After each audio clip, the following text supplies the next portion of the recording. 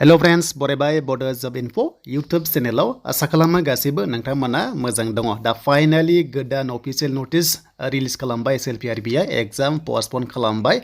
बेनो जाबाय constable ABUB and आदार्स पोस्टआव आरो हाइकर्ट जादोंमोन ना। दा बेनिनो सेकेन्ड लिस्टनि गोबां डिमान्ड खालामबाय थादोंमोन। दा जायनि जाउनाव हाइकर्ट होनायलाय माने बेबादि सर्सआव मोनदों जे हाइकर्ट होदों होननानै, नाथाय दा एग्जामा जानो गोनांमोन 23 मार्चआव। दा बेखौ केन्सेल खालामनानै गोदान डेट एनाउन्स खालामबाय। दा जों SLPRB आव नायगोन। दा बे भिडिअखौ हानाय एसेबां शेयार खालाम जाहाथे बयबो केन्डिडेट्सफोराहाय नुनो मोनो।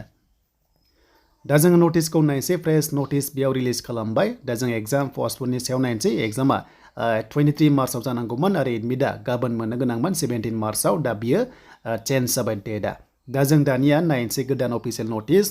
दा जायफ्रा फिसा फिसा पइन्टआव थालांदोंमोन नोंथांमोना सेकेन्ड लिस्ट फैयोबा चान्सआ दंसै।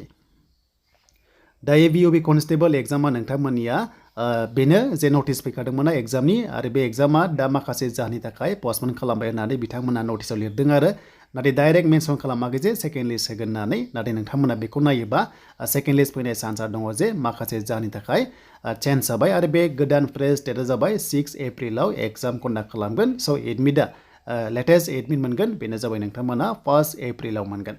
स' 1 एप्रिलनि 11 AM जानाय लोगो लोगो एडमिट नोंथांमोना मोनगोन। दा जियानो जा 1 एप्रिलाव एडमिटखौ फ्रेश एडमिट डाउनलड खालामफिननांसिगोन। एग्जामा 6 एप्रिलाव जागोन। दा